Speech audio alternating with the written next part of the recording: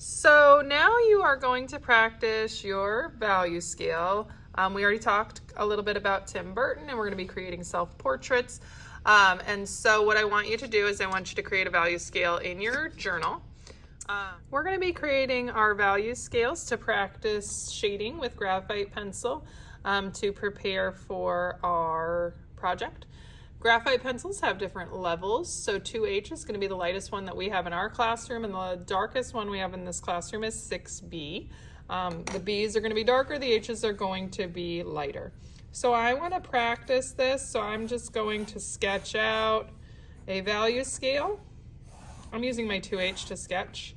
And then I'm going to go ahead and put 5 boxes, so I need 4 lines. And then I want to start shading from light to dark. So my very first one, I'm going to use pressure and try to shade as light as I humanly can. And then I'm going to increase that pressure to get a little bit darker.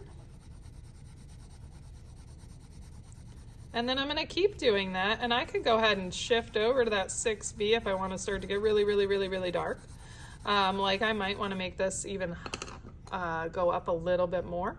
So if I'm going in with a 6B, I'm going to go in with light pressure because 6B, even when you press lightly, is going to be darker than the hardest you can push with a 2H.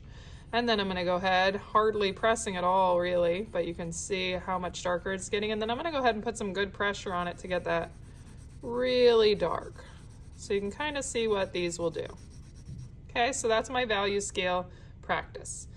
Once I've finished with practicing my value scale, I'm going to take my 2H pencil and I'm going to start to practice what I think I want to do with my self-portrait.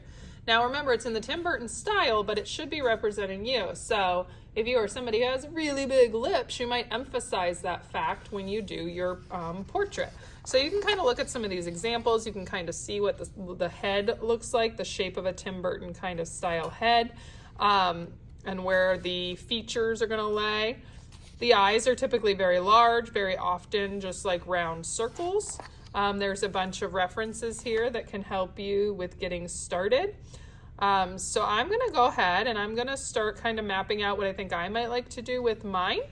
And then I'm going to show you kind of adding shading to that. So I'm going to go ahead and fast forward or speed this thing up so you can see what I'm planning on doing. And again, I'm planning right here before I move forward, maybe even practicing a little shading, and then show this to me before you get ready to start your final.